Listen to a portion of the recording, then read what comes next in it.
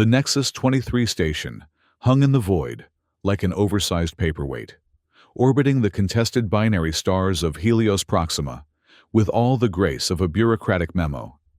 Its stark corridors and committee-designed chambers had been built to offend no one and impress no one. A perfect metaphor for galactic politics in the year 2378. In Conference Chamber Delta, 19-year-old Lena Marquez sat so still that delegates routinely forgot she was there. Her xenotechnician intern badge gleamed under the artificial lights, the only thing about her that called attention to itself. Her dark hair was pulled back in a practical knot, her regulation jumpsuit pressed and unremarkable. She kept her eyes downcast, fingers occasionally tapping notes into her datapad with practiced discretion. Ambassador Thrax of Zithia was speaking, his forearms gesticulating in what humans had learned was a sign of diplomatic emphasis rather than agitation. The universal translator rendered his complex throat clicks into smooth, slightly British-accented English for Lena's benefit, while simultaneously converting it to 17 other language patterns for the assembled delegates. And so we must insist that transit rights through the Helios Proxima corridor remain open to all Council species, regardless of development tier or political status. Thrax was saying, his secondary arms folded in what Lena recognized as a posture of false humility.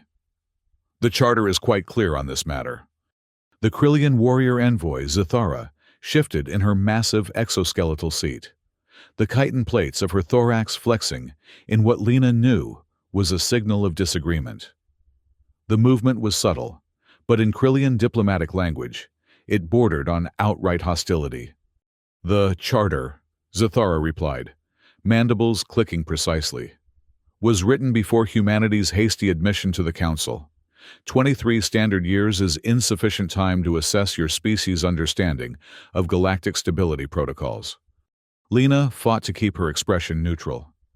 Humanity's relatively recent development of faster-than-light travel had propelled them into galactic politics with what older species considered indecent haste.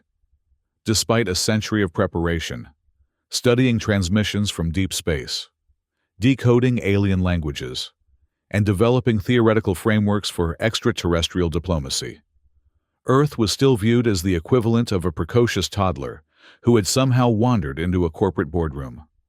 The Vorak delegate chimed in, its crystalline form refracting light in patterns that signified disapproval. The translator converted the light patterns and subtle harmonics into speech. Perhaps our human colleagues would benefit from another century of observation before participating in corridor negotiations, it said, the translator unable to fully capture the condescension in the harmonic undertones. Lena made a note on her pad. The translator had missed the subtextual insult embedded in the Vorak's tertiary light patterns, an implication that humans might be better suited to janitorial duties than diplomacy.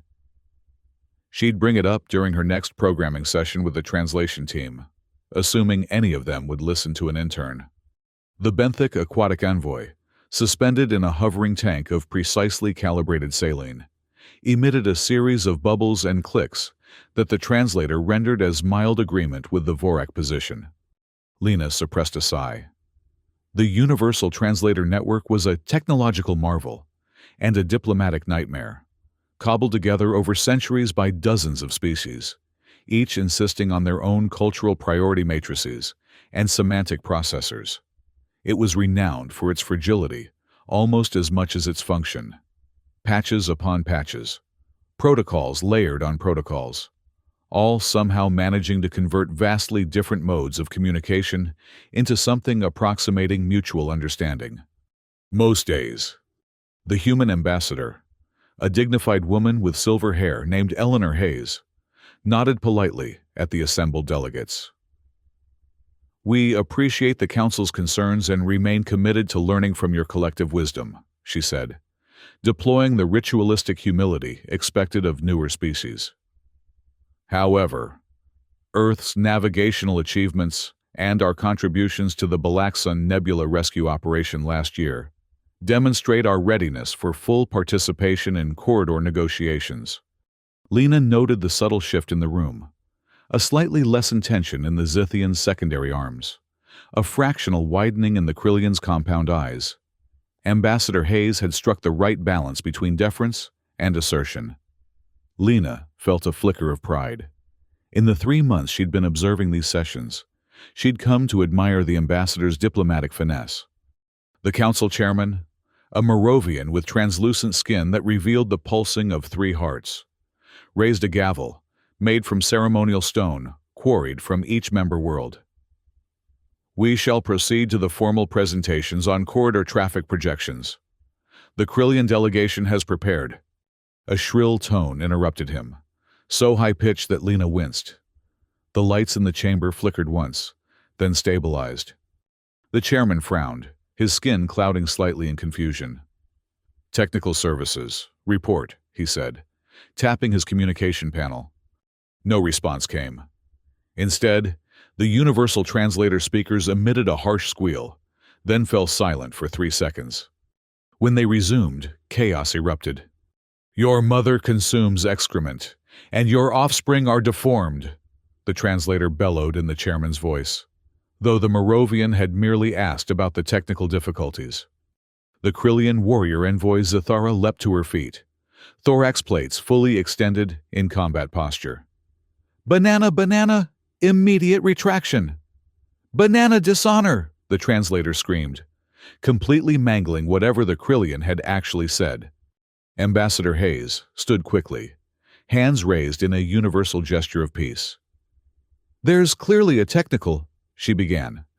The human female wishes to devour your young and desecrate your ancestral burial grounds, the translator announced to the room. Lena's heart began pounding against her ribs as she watched the diplomatic disaster unfold.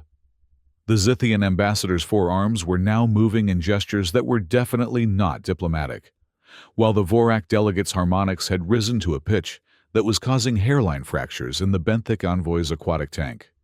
Water began seeping onto the council floor as the benthic's bubbles increased to a frantic pace, which the translator helpfully interpreted as spawn of diseased vermin.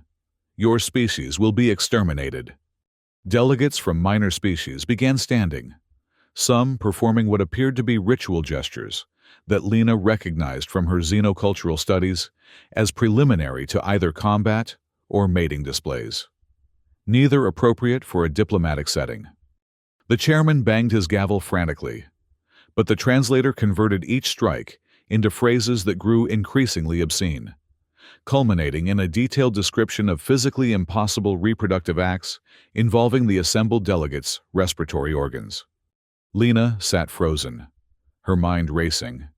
The cascading translator failure was spreading through all systems. On the environmental control panel beside her, warning lights began to flash as the life support systems registered the increased stress levels of multiple species.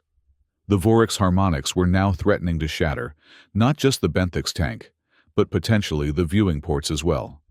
A physical scuffle broke out between a Palladian and a Nor delegate in the corner, their 6 and 3 limbs respectively entangled in what could only be described as a multi-species slap fight. The Krillian warrior envoy had drawn a ceremonial blade that wasn't supposed to have made it through security, while Ambassador Hayes was desperately trying to calm the human contingent, who were now shouting to be heard over the translator's obscene misinterpretations. The emergency klaxon began to wail, and red warning lights bathed the chamber in an ominous glow.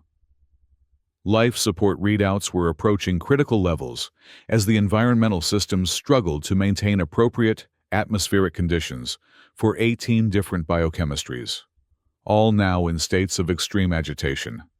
This is how interstellar incidents begin, Lena thought, her palms damp with sweat. This is how wars start. For 23 seconds, she remained frozen in her seat, wrestling with overwhelming self-doubt. She was just an intern, an observer, the quiet human girl that nobody noticed or consulted. Who was she to intervene when ambassadors and delegates with centuries of experience were present? But nobody was fixing the problem. The technical staff would take minutes to reach the chamber, And by then, irrevocable damage to diplomatic relations, or to the station itself, might have occurred. 23 seconds of paralysis. Then Lena made her decision. She stood. She didn't shout. She didn't wave her arms. She simply rose from her seat and stepped forward. Her movement so deliberate and contained that it created a small pocket of stillness around her. The contrast to the chaos was so stark that delegates nearest to her paused, their attention drawn by the anomaly of calm. Lena stepped to the central podium, where the translator controls were housed. With practiced motions, she opened the access panel and surveyed the tangled mess of technology within, a physical manifestation of the competing interests and compromises that defined interstellar politics. The Krillian warrior envoy Zathara approached, blade still drawn, mandibles clicking in what was clearly a threat display. Before the translator could butcher whatever she was about to say, Lena spoke directly to her in flawless, high Krillian, her mandible-less human mouth nevertheless producing the precise clicks and whistles of formal court speech. Honored warrior envoy, I request 17 seconds to restore communication integrity and prevent dishonor to all assembled.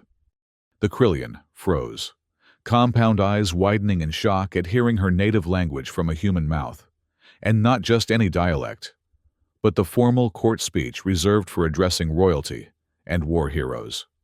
Lena didn't wait for a response. She turned to the Vorak delegate and emitted a series of harmonic tones from her throat, perfectly calibrated to the crystalline being's resonant frequency. Noble facet, please modulate your distress harmonics to prevent structural damage. I am implementing repairs. The Vorak's crystalline form stilled, its light patterns shifting to a frequency that indicated surprise and cautious respect. Lena then addressed the benthic envoy with a combination of precisely timed bubbles and subsonic vibrations conducted through the floor to the envoy's tank. The bubbling in the damaged tank immediately slowed to a regular pattern.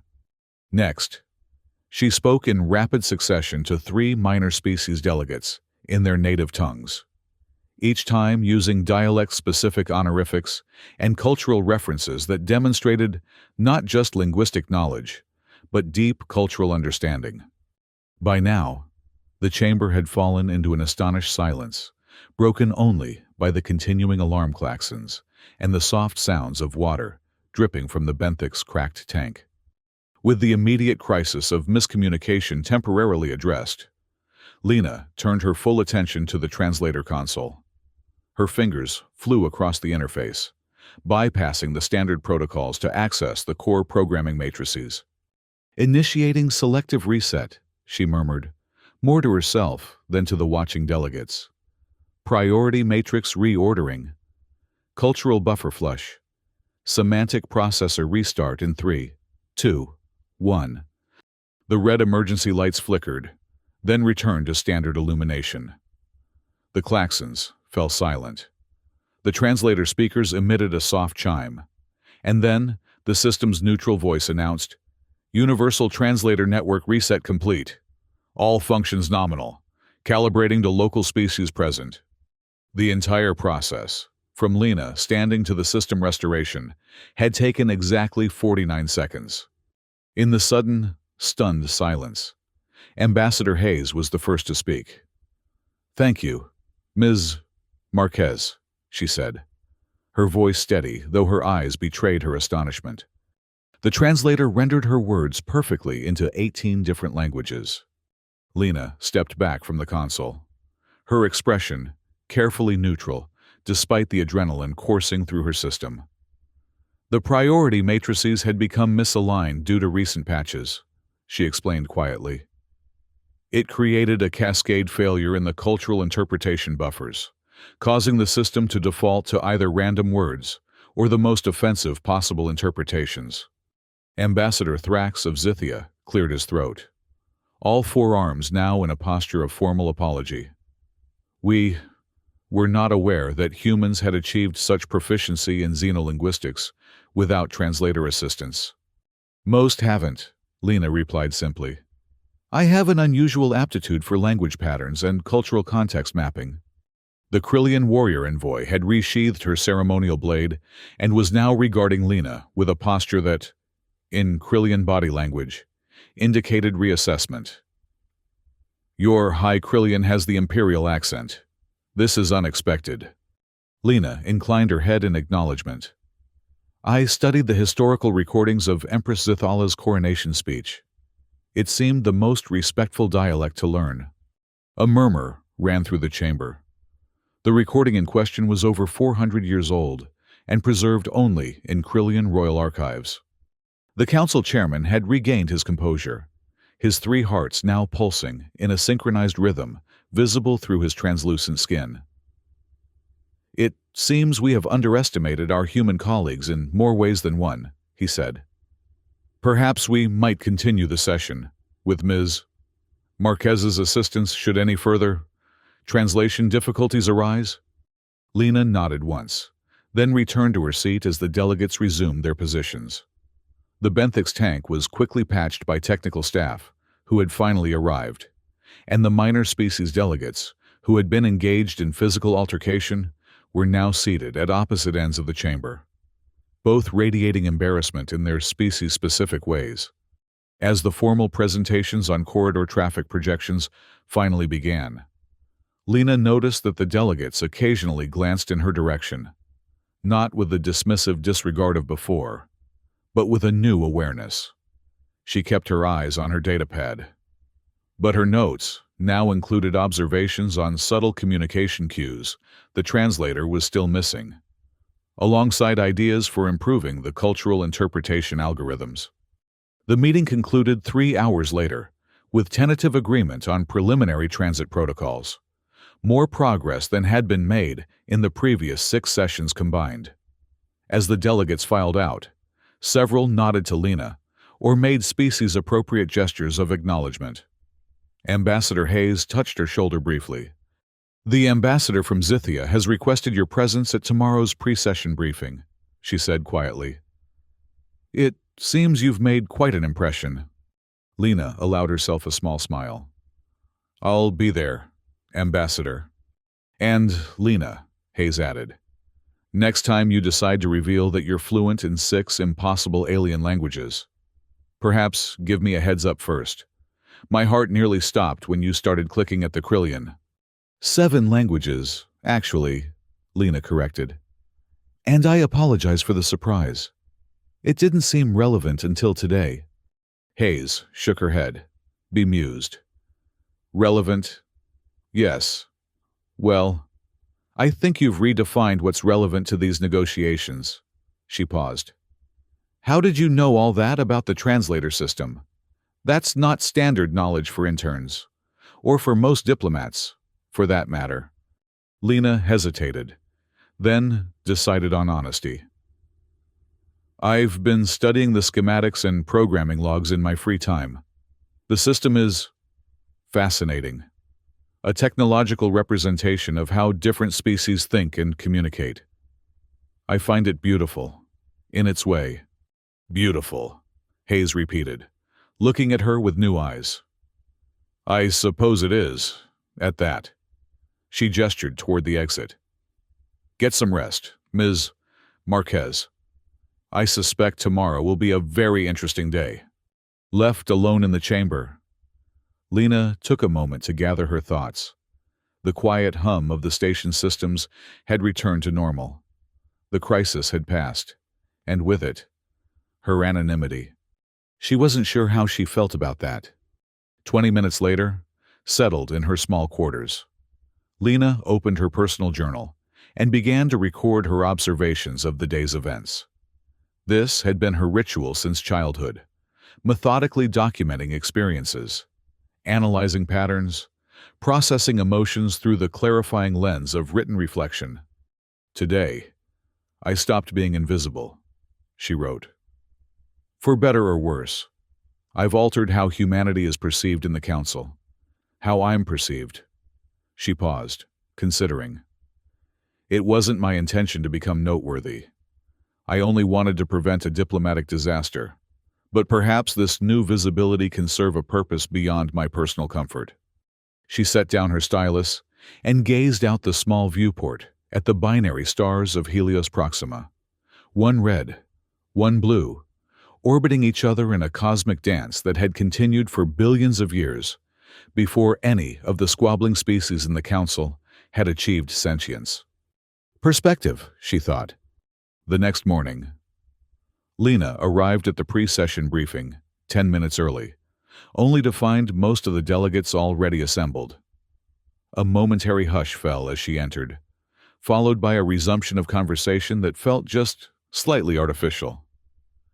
Ambassador Hayes beckoned her to the human contingents table. "You've become quite the topic of conversation," Hayes murmured. "The Zithians are impressed by your linguistic abilities, the Vorak by your understanding of harmonic communication theory, and the Krillians.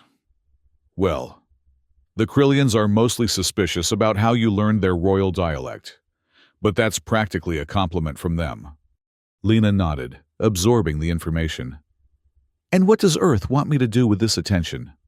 Hayes smiled. "Earth trusts your judgment, Ms. Marquez. You've demonstrated exceptional skill and discretion. Continue as you have been. Observe, learn, and intervene only when necessary." She paused. "Though perhaps intervene a bit sooner next time, before ceremonial blades make an appearance." "Understood, Ambassador." The Council Chairman called the briefing to order. "Before we begin the formal agenda, I believe Ambassador Thrax wishes to address yesterday's incident." The Zithian rose, all four arms arranged in a formal speaking posture. "On behalf of the Council, I extend our appreciation to Xenotechnician Marquez for her timely intervention. Further, I wish to acknowledge that the Council has perhaps been hasty in its assessment of human preparedness for full participation in galactic affairs." Murmurs of assent, or their species-specific equivalents, rippled through the chamber. "Therefore," Thrax continued, "I propose that Ms. Marquez be formally appointed as a technical and cultural consultant to the Translation Oversight Committee, with full voting rights on protocol implementations." Lena managed to keep her expression neutral, though her pulse quickened. The Translation Oversight Committee was one of the most influential technical bodies in galactic politics, responsible for ensuring that the literal foundation of interspecies communication functioned correctly. No human had ever served on it. The proposal passed with only the Krillian delegation abstaining, which, given Krillian diplomatic norms, was practically enthusiastic approval. As the briefing progressed to other matters, Lena found herself approached by the Vorak delegate during a short recess. "Your harmonic production was impressive for a species without crystalline resonance capabilities," it said, light patterns shifting in what Lena recognized as scholarly interest. "How did you achieve the tertiary frequency modulations?" "Vocal training combined with subharmonic production techniques," Lena explained. "I studied recordings of Vorak diplomatic exchanges and worked with a software program I designed to provide feedback on frequency accuracy." The Vorak's light patterns shifted to a configuration Lena had never seen before. "You created software to teach yourself Vorak harmonics?" "Yes. I've developed similar programs for most Council species communication methods. It seemed efficient." "Efficient," the Vorak repeated, its crystalline structure refracting light in patterns that indicated something between amusement and respect. "Perhaps you would share this software with our Cultural Exchange Division. We have found human vocal patterns challenging to analyze." "I would be honored," Lena replied, genuinely pleased at the prospect of collaboration. Over the following weeks, Lena's role expanded beyond her original internship parameters. While still officially an observer at Council sessions, she was increasingly consulted on matters of protocol and communication. The Translation Oversight Committee meetings became a significant part of her schedule, where her insights into both the technical and cultural aspects of the system proved invaluable. The Universal Translator Network underwent several modifications based on her recommendations, resulting in fewer misunderstandings and more nuanced interpretations of culturally complex statements. Diplomatic progress accelerated across multiple fronts, with agreements reached on issues that had been deadlocked for years. Not everyone was pleased with the shift in dynamics. Some human diplomats resented the influence suddenly accorded to a 19-year-old intern, while certain conservative factions among the older species viewed any change to established protocols with suspicion. Yet the practical results spoke for themselves: fewer communication breakdowns, more efficient negotiations, and a subtle but significant improvement in humanity's standing among the galactic community. 3 months after the translator incident, Lena found herself in a private meeting with Ambassador Hayes and the Human Diplomatic Corps Director, Admiral Winston. "Your internship was originally scheduled to end next week," Hayes began, "but I think we all agree that the circumstances have changed considerably since you began." Admiral Winston, a stern-faced man with close-cropped gray hair, nodded. "Your contributions have been noted at the highest levels, Ms. Marquez. The Secretary General has authorized me to offer you a permanent position as Xenolinguistic Communication Specialist, with diplomatic rank equivalent to Junior Ambassador." Lena blinked, surprised, despite the increased responsibilities she'd already taken on. "That's a significant promotion, Admiral." "It is," he agreed, "and not one offered lightly. But you've demonstrated capabilities that we frankly didn't know were possible. Your aptitude for both the technical and cultural aspects of interspecies communication is unprecedented." "What would my duties entail?" Lena asked. "Mind already calculating the possibilities?" Hayes smiled. "Much of what you're already doing, but with official authority and resources. Continuing your work with the Translation Oversight Committee, acting as communication liaison during critical negotiations, and," she glanced at Winston, who nodded slightly, "developing a training program for other humans with linguistic aptitude." "We need more people who can do what you do," Winston explained. "Maybe not to your level. You have a singular talent, but enough to ensure we're not dependent on the translator network for every interaction." Lena considered the offer carefully. The diplomatic rank would give her the authority to implement changes more directly, and the training program represented an opportunity to create something lasting, a bridge between human and alien communication methods that didn't rely entirely on imperfect technology. "I accept," she said finally, "but I have one condition." Winston's eyebrows rose slightly. "Which is?" "I want to continue observing council sessions regularly, not just when I'm needed for technical or linguistic support. The quiet observation is valuable to me. It's how I learn." Hayes and Winston exchanged glances. "I think that can be arranged," Hayes said, "though you may find it difficult to return to being unnoticed." Lena smiled slightly. "I can be very quiet when I choose to be ambassador." The following day, Lena attended the council session in her usual seat, datapad ready. The only visible change was the new credential badge that identified her as specialist rather than intern. As the delegates arrived, several nodded to her or made their species equivalent gestures of recognition. But soon, the familiar rhythm of galactic politics absorbed everyone's attention. The Krillian warrior envoy Zathara approached during a brief recess, her posture more relaxed than Lena had ever seen it in the council chamber. "You have brought honor to your species, Lena Marquez," she said without preamble, the translator rendering her clicks and whistles perfectly. "The matriarch has expressed interest in your linguistic methods." Coming from a Krillian, this was extraordinary praise. The matriarch, ruler of the Krillian hegemony, rarely acknowledged the achievements of non-Krillians. "I am deeply honored," Lena replied in High Krillian, using the formal dialect appropriate for discussing royalty. "If the matriarch wishes, I would be privileged to share my learning approach." Zathara's mandibles clicked once in what Lena recognized as approval. "Your accent has improved. You have been practicing." "Every day," Lena confirmed. Understanding is too important to leave entirely to machines. Indeed. The warrior envoy studied her for a moment. You were capable of this intervention from your first day here, yet you remained silent for 3 months. Why? Lena considered her answer carefully. I was there to learn, to observe how the council functions, how different species interact, how the translators work in practice rather than theory. Speaking too soon would have limited what I could see and understand. You watched our strengths and weaknesses, Zathara observed, her tone neutral. I watched how different perspectives create both challenges and opportunities. Lena corrected gently. No single species, including humans, has all the answers. Only by understanding each other can we find solutions that benefit all. The Krillian's compound eyes studied her for a long moment. A diplomatic answer, she said finally, but perhaps also a true one. We shall see, Lena Marquez. We shall see.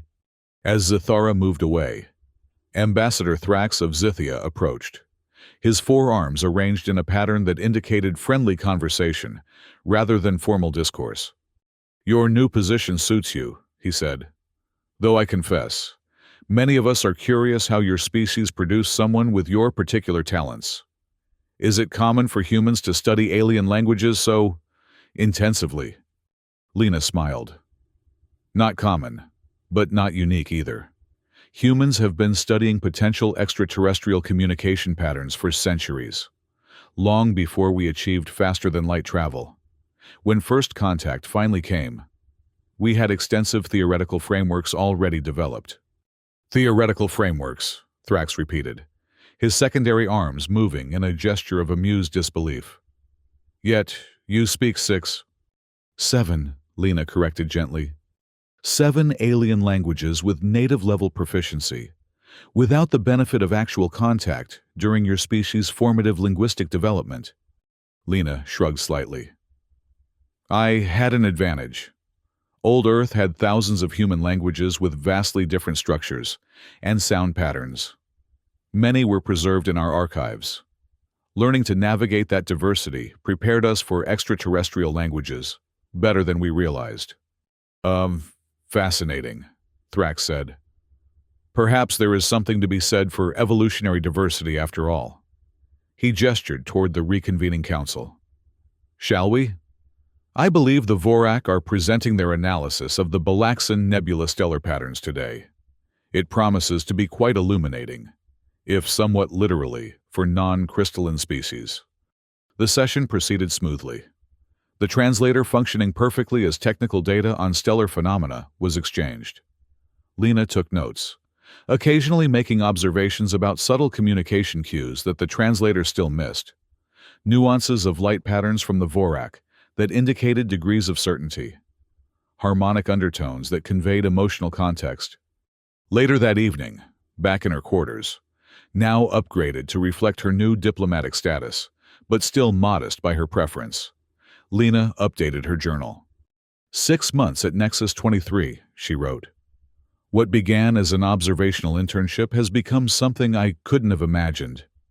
Today, the Krillian envoy told me that the matriarch herself has taken notice of my work.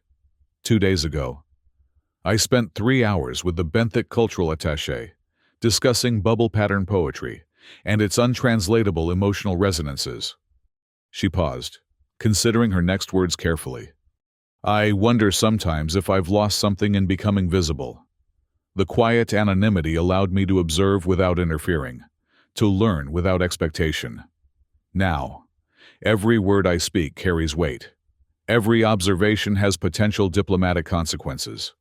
Another pause, her stylus hovering above the surface. But perhaps this was inevitable.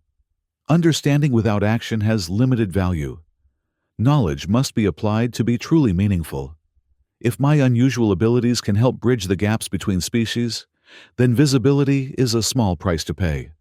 She looked out at the binary stars, their eternal dance continuing regardless of the politics and personalities that swirled around Nexus 23.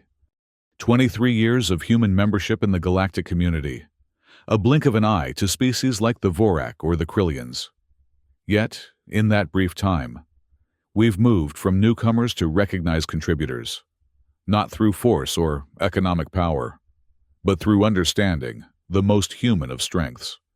She closed her journal and prepared for sleep, knowing that tomorrow would bring new challenges, new linguistic puzzles, new opportunities to bridge the vast divides between fundamentally different minds. In the darkness of her quarters, Lena smiled. The quiet girl who sat unnoticed had found her voice, and in doing so, had helped humanity find its place among the stars. The following morning, Lena arrived at the council chamber to find an unusual level of activity. Delegates were clustered in species-specific groups, communicating in their native languages without translator assistance, always a sign of sensitive discussions. Ambassador Hayes intercepted her near the entrance. "We have a situation," she said without preamble. "The Draconian Empire has made contact for the first time in 60 years. They're sending a delegation to discuss potential council membership." Lena felt her pulse quicken. The Draconians were legendary, an ancient, powerful species that had withdrawn from galactic affairs before humans had even developed spaceflight. Their return would shift the balance of power throughout known space. "Why now?" she asked. Hayes looked grim. "That's the question everyone's asking. The timing is concerning. With the Helios Proxima corridor negotiations at a critical stage, the Draconians' re-emergence could complicate everything." "Or provide new opportunities," Lena suggested. "Perhaps. In any case, your expertise will be vital. Draconian language is notoriously complex. Multiple simultaneous communication channels including infrasonic vibrations, scent markers, and electromagnetic pulses. The translator team is in panic mode." Lena nodded, mind already racing. "I'll need access to all available records of previous Draconian communications, historical transcripts, recorded interactions, cultural analyses, everything we have. Already arranged. You'll have full clearance. The advanced diplomatic team arrives in 3 days." Hayes hesitated. "There's something else. The Draconians specifically requested information about the human linguistic anomaly." "That's you, Lena." A chill ran down Lena's spine. "How would they even know about me? They've been isolated for decades." "That," Hayes said grimly, "is another excellent question without a good answer. It seems our quiet revolution in translation technology hasn't gone unnoticed, even by those supposedly disconnected from galactic affairs." The council session that day was tense, with the impending Draconian arrival dominating all discussions. Even the Krillian and Vorak delegates seemed unsettled, their species-long memories recalling previous encounters with the ancient empire. In the following days, Lena immersed herself in Draconian studies, sleeping only when exhaustion demanded it. The available information was frustratingly limited, mostly second-hand accounts and fragmentary recordings. The Draconians had never allowed their language to be fully integrated into the universal translator, insisting on direct communication or using their own proprietary translation devices. By the time the advanced diplomatic team arrived, Lena had managed to construct a rudimentary understanding of Draconian communication patterns and cultural frameworks. It wasn't fluency, nothing close to it, but it was more than most humans had achieved. The arrival ceremony was held in Nexus 23's Grand Reception Hall, with representatives from all council species present. Lena stood with the human delegation, now dressed in formal diplomatic attire rather than her previous intern jumpsuit. The atmosphere was thick with tension and species-specific stress pheromones that even the station's advanced air filtration couldn't completely eliminate. When the Draconian delegation entered, a hush fell over the assembly. They were imposing figures, tall, sinuous beings with iridescent scales and eyes that seemed to shift color depending on the angle of view. Their movements were precise and fluid, suggesting both great strength and perfect control. The leader of the delegation approached the center of the hall, where the council chairman waited. The universal translator remained silent. The Draconians had requested direct communication, without technological intervention. The Draconian representative emitted a complex series of sounds, vibrations, and electromagnetic pulses that left most of the assembly bewildered. The few species with compatible sensory organs shifted uncomfortably, clearly receiving only fragments of the full communication. After a moment of awkward silence, the council chairman looked helplessly toward the assembled diplomatic corps. "We require translation assistance," he admitted. The Draconian's eyes swept the room, finally settling on the human delegation, and more specifically, on Lena. There was something in that gaze that sent another chill through her. Recognition. Expectation. Ambassador Hayes touched her arm lightly. "It's your call, Lena. No pressure either way." Lena took a deep breath, centered herself, and stepped forward. The Draconian representative watched her approach, head tilted slightly, in what she hoped was curiosity, rather than aggression. "Honored emissary of the Draconian Empire," she began, using the formal address structure she had pieced together from historical records. "I am Lena Marquez, Xenolinguistic Communication Specialist for Earth. My understanding of your communication methods is limited, but I offer my services in the spirit of mutual comprehension." She accompanied her words with simple hand gestures and posture shifts that, according to her research, indicated respectful intent in Draconian body language.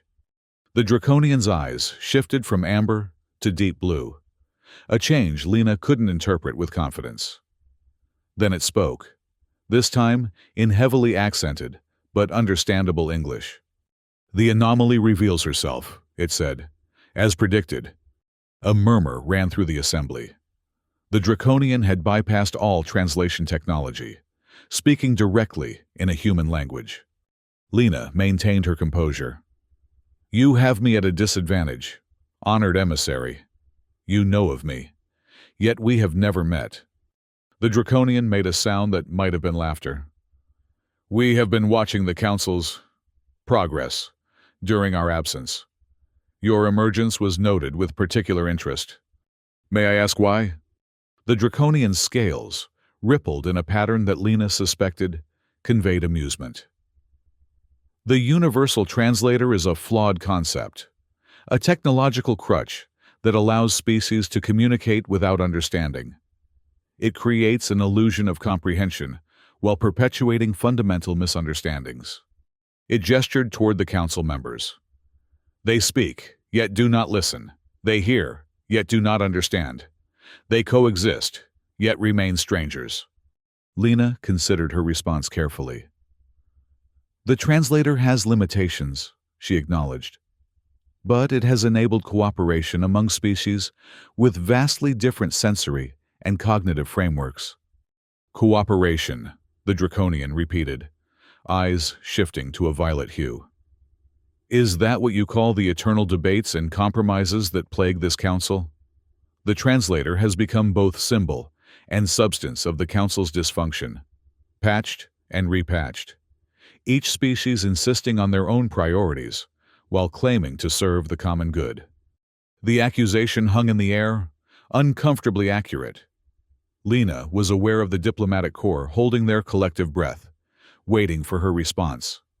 "And yet," she said quietly, "when the translator failed, it was not abandoned but repaired. Imperfect understanding is still preferable to none at all." The Draconian studied her for a long moment. "You are young, even by your species' brief standards, yet you grasp what many do not, that true communication transcends technology. It requires effort, commitment, the willingness to learn and adapt." It turned to address the assembly, its voice carrying effortlessly through the hall. "The Draconian Empire has observed the Council's evolution for 6 decades. We withdrew because we saw only stagnation, species talking at each other rather than with each other, using technology to avoid the difficult work of true understanding. The Draconian gestured toward Lena. But now we see something new. A species that recognizes the value of direct communication. A species willing to learn, rather than merely translate. This is interesting to us. Ambassador Hayes stepped forward. Earth welcomes the Draconian Empire's renewed interest in galactic affairs. We are committed to improving understanding between all species. Words, the Draconian said dismissively. The galaxy is full of words. We are interested in actions. It focused again on Lena. The anomaly, Lena Marquez, has demonstrated something rare. The ability to bridge worlds without relying solely on technology. This is the future of galactic diplomacy, not endless refinements to a fundamentally flawed translation system. The council chairman cleared his throat nervously. The universal translator has served the council for centuries. And in those centuries, how many truly significant challenges has the council solved? The Draconian interrupted. How many species have achieved genuine understanding rather than mere coexistence? Silence answered the question. The Draconian continued. The Empire proposes a new approach, an academy of direct communication, where selected individuals from all species learn to understand each other without technological intermediaries. Not to replace the translator, but to supplement it, to create a core of true communicators who can intervene when technology fails or proves inadequate. Lena felt a surge of excitement at the concept, followed immediately by suspicion. And the Empire would lead this academy? The Draconian's eyes shifted to green. The Empire would participate as equals. We have much to teach, but also much to learn. It paused. We would request your involvement, Lena Marquez. Your methods and insights would be valuable. Before Lena could respond, Ambassador Hayes interjected. Any such arrangement would require extensive discussion and negotiation. Ms. Marquez is a valued member of Earth's diplomatic corps. Of course, the Draconian acknowledged smoothly. We anticipate lengthy negotiations on many fronts. The Academy is merely one proposal among many that the full delegation will present. It focused on Lena again. Consider it anomaly. You have already changed how species communicate in the Council. Imagine what might be possible with proper resources and support. The arrival ceremony concluded shortly afterward, with the Draconian delegation escorted to their assigned quarters. The Council erupted into frantic discussions, each species' representatives huddling to analyze the unexpected developments. Lena found herself besieged by questions from colleagues and other delegates, all wanting her assessment of the Draconian proposal and intentions. She answered as best she could while processing her own complex reactions to the encounter. Later, in a private briefing with Earth's senior diplomatic staff, Admiral Winston didn't mince words. They're after you specifically, Marquez. The question is why. They see value in my approach to communication, Lena suggested. Perhaps, Winston said skeptically.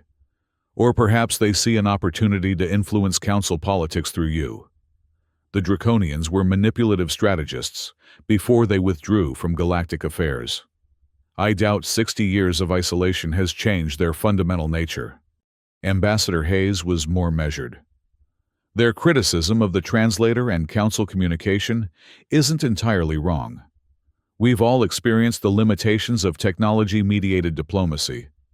The concept of the Academy has merit, Lena admitted. Direct communication skills would provide an important backup to the translator network and might improve cross-species understanding in ways technology alone cannot. But under Draconian influence? Winston shook his head. Too risky. Hayes tapped her fingers thoughtfully on the table. Unless we propose an alternative, the Academy concept without Draconian control, a truly collaborative effort under council oversight. Lena considered this. It would need to be structured carefully to prevent any single species from dominating, perhaps rotating leadership, with curriculum developed by cross-species experts. Could you develop such a proposal? Hayes asked.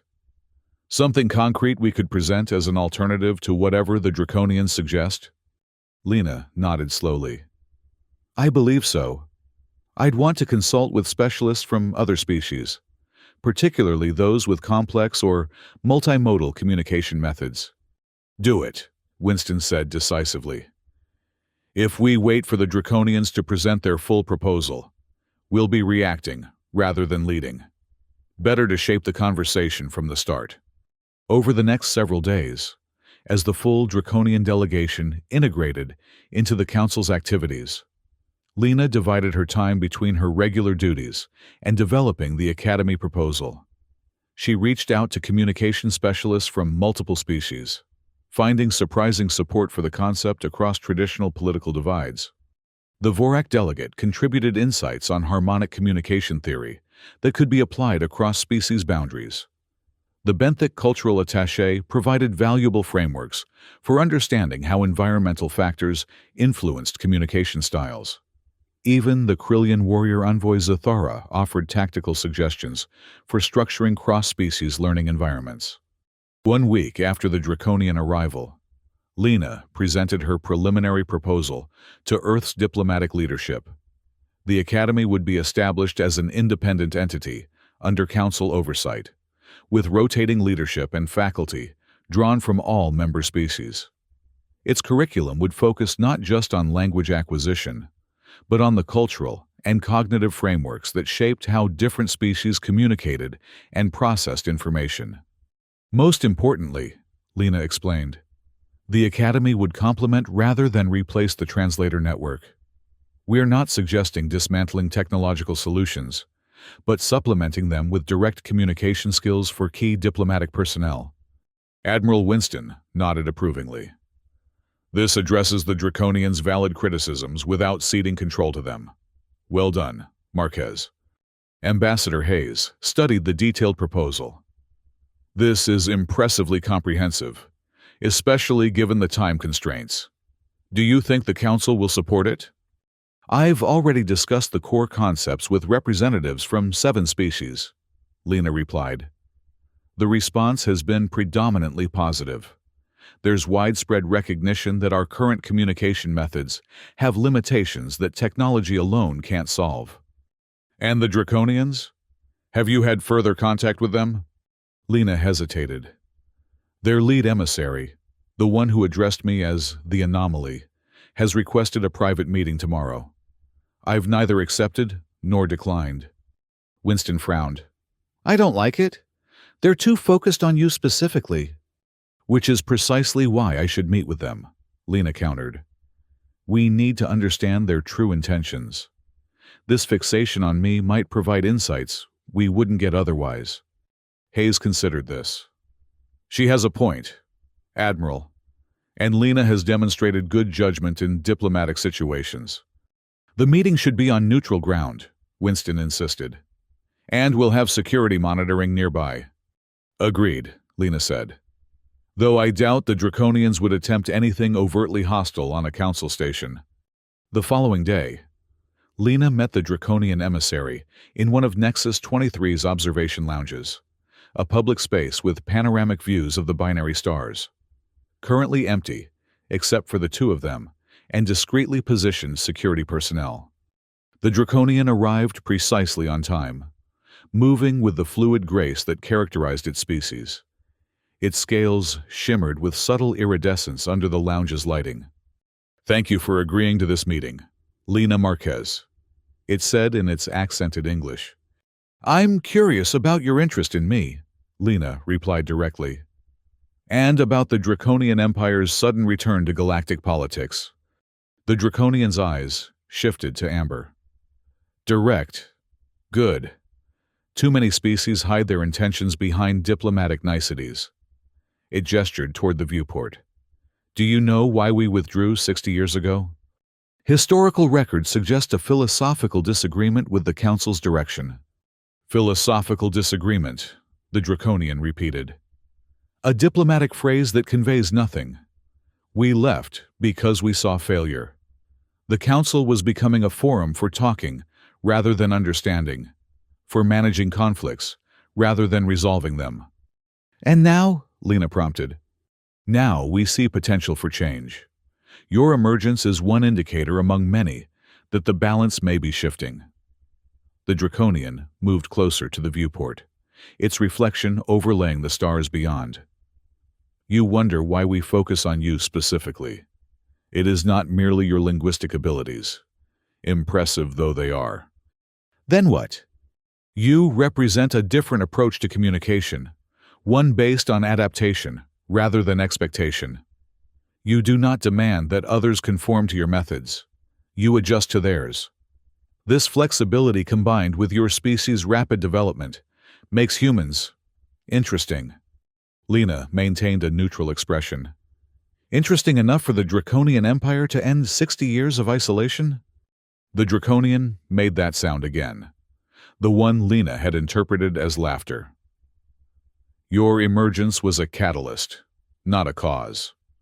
We have been observing developments throughout Council space.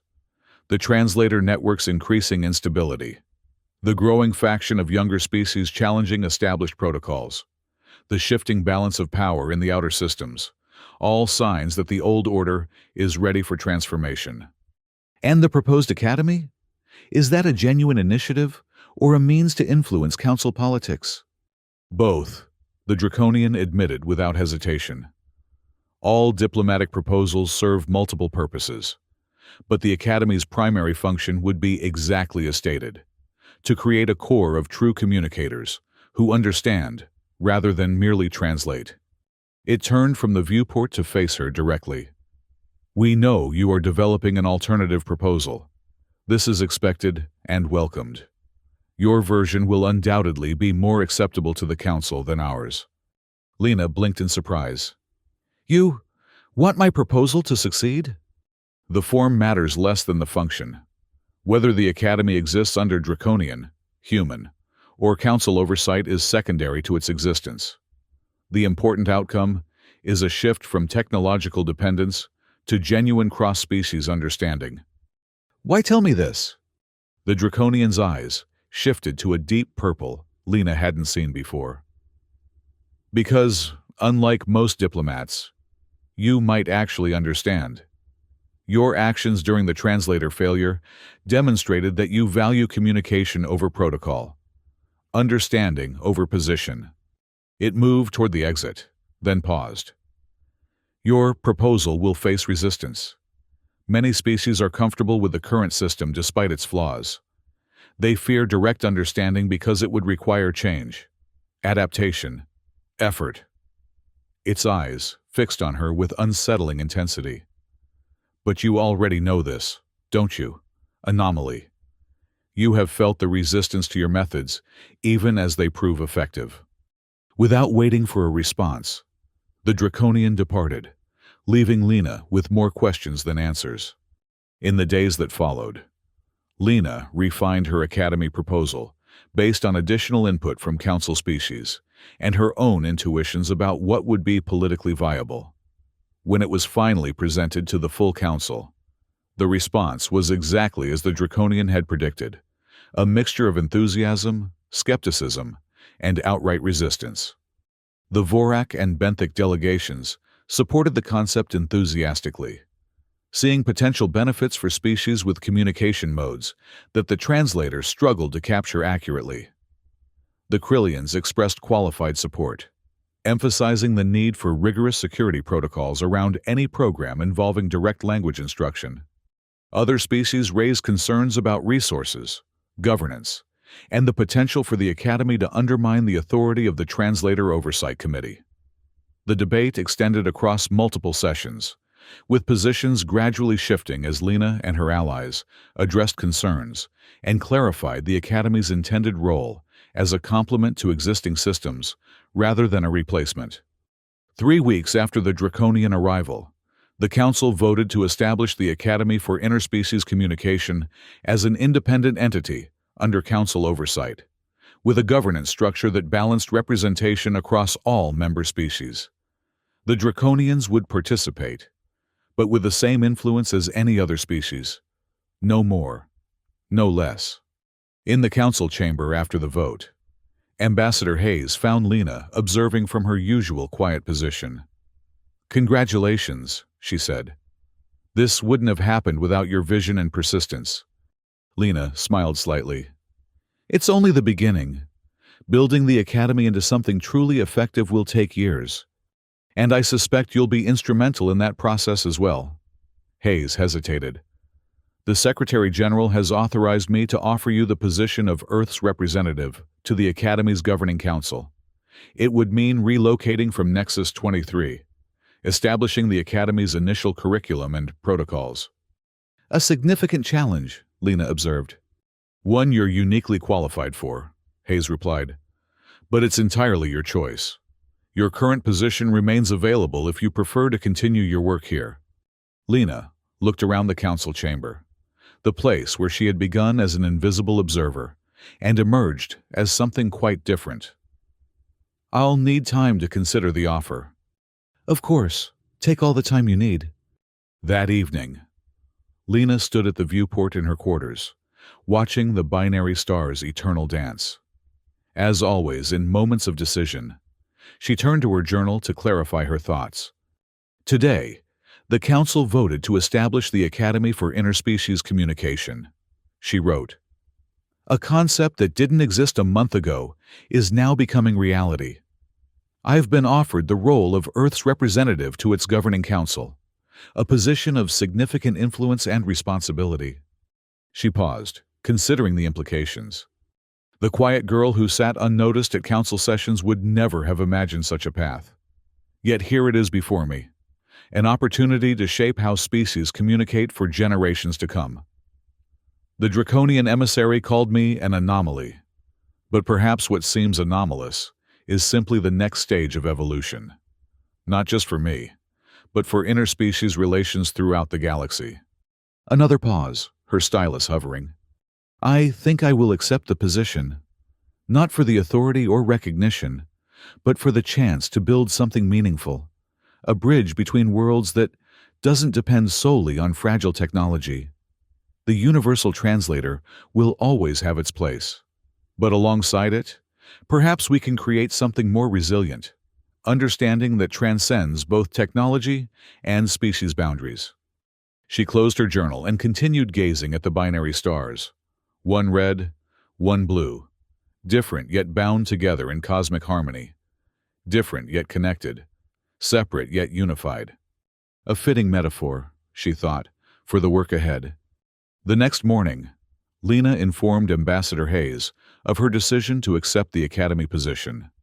As word spread through the diplomatic corps, she found herself approached by delegates from various species, some offering congratulations, others seeking assurances about the Academy's direction and priorities. The draconian emissary was the last to speak with her, finding her in a quiet moment between meetings. "You have chosen to accept leadership in the Academy," it stated, rather than asked, eyes shifting to a satisfied blue. "I've accepted Earth's representative position on the Governing Council," Lena corrected. "Leadership will be collaborative." "As it should be," the draconian agreed. "The Empire is satisfied with the outcome. Even though the final structure differs significantly from your original proposal, the differences are superficial. The essential concept remains intact, a shift from technological dependence to direct understanding." The draconian scales rippled in that pattern Lena now recognized as amusement. "And you, anomaly, remain at its center, exactly as we anticipated." Before Lena could respond to this unsettling statement, the draconian continued, "We look forward to working with you in this new capacity. The coming years will be transformative." As the emissary glided away, Lena was left with the distinct impression that the draconians had achieved precisely what they intended all along, though what that might ultimately mean remained unclear. 6 months later, the Academy for Interspecies Communication welcomed its first cohort of students, diplomatic personnel from 23 council species, including humans. The facility, constructed on a neutral satellite orbiting Nexus 23, featured adaptable environments that could accommodate the biological and psychological needs of all participating species. Lena stood in the central atrium, watching as the diverse group of students tentatively began to interact. Some relied on the universal translator. Others attempted rudimentary direct communication in the common trade languages. All displayed the mixture of curiosity and apprehension that characterized first contact between different species. Ambassador Hayes, visiting for the Academy's official opening, joined her at the observation point. "Quite a change from sitting quietly in council sessions," she remarked. Lena smiled. "A different kind of observation. Same goal, though. Understanding how different minds communicate." "Do you miss it, the anonymity?" "Sometimes," Lena admitted. "But this work is necessary, important in ways I couldn't have fully appreciated before." Hayes nodded. "The council has changed since you left. The translator improvements you implemented have held. But there's still nothing like having someone who can intervene when technology fails." She glanced at the gathering students. "Hopefully, that will change as these graduates return to their posts." "That's the intention," Lena agreed. "Not to replace the translator network, but to create a safety net of individuals who can function without it when necessary." As they watched, a Krillian student was attempting to teach a Vorak the proper mandible clicks for a formal greeting, while nearby, a human diplomat practiced harmonic tones under the patient guidance of a benthic instructor. Small moments of cross-species understanding multiplied across the gathering. "The Draconians were right about one thing," Lena observed quietly. "Technology alone isn't enough. Real communication requires effort, adaptation, willingness to step outside comfortable patterns." "Just don't tell them they were right," Hayes said dryly. "Their representatives are already insufferable enough in council sessions." Lena laughed, a sound that came more easily to her now than it had a year ago. Their methods were questionable, but their insights weren't entirely wrong. Sometimes, it takes an outsider perspective to identify what everyone else has accepted as unchangeable. The Academy's opening ceremony began shortly afterward, with representatives from all council species offering formal statements of support. When it was Lena's turn to speak, she kept her remarks brief and focused on the practical goals ahead. The curricula to be developed, the communication methods to be taught, the bridges to be built between fundamentally different minds. "We begin with 23 students," she concluded. "A small number, but a beginning. Each will return to their respective diplomatic corps with new skills, new perspectives, new capacity for direct understanding. Each will train others. And gradually, we will create a network of understanding that exists independently of technology. A resilient web of communication that can withstand system failures, power outages, and the inevitable misunderstandings that arise when different species interact." She paused, looking out at the assembled dignitaries and students, the future of interspecies diplomacy. The quiet girl who once sat unnoticed in council chambers could never have imagined this moment. But perhaps that quiet observation was necessary preparation for the work ahead. Sometimes, we must listen before we can speak. Sometimes, we must understand before we can be understood. As the ceremony concluded, and the Academy officially began its work, Lena found herself standing again at a viewport, gazing out at the binary stars of Helios Proxima. Their eternal dance continued, indifferent to the political shifts and personal transformations occurring in their shadow. Perspective, she thought again. The galaxy was vast, species countless, challenges immense. What she had begun here was just one small effort to bridge the divides between fundamentally different minds. But it was a beginning, and perhaps, in time, it would grow into something truly transformative. A new approach to communication that balanced technology with direct understanding, protocols with adaptability, difference with connection. The quiet girl who had fixed what aliens couldn't in 23 years had found her voice, her purpose, her place among the stars. And in doing so, She had helped humanity find its voice as well, not through dominance or technological superiority, but through the quintessentially human gift of understanding. She smiled at the binary stars, so different yet bound together in cosmic harmony, and turned to rejoin the Academy's opening celebrations. The work ahead would be challenging, complex, at times frustrating, but worth it, undoubtedly worth it. For in understanding, there was connection. In connection, there was peace. And in peace, there was possibility for all species, throughout the galaxy, for generations to come.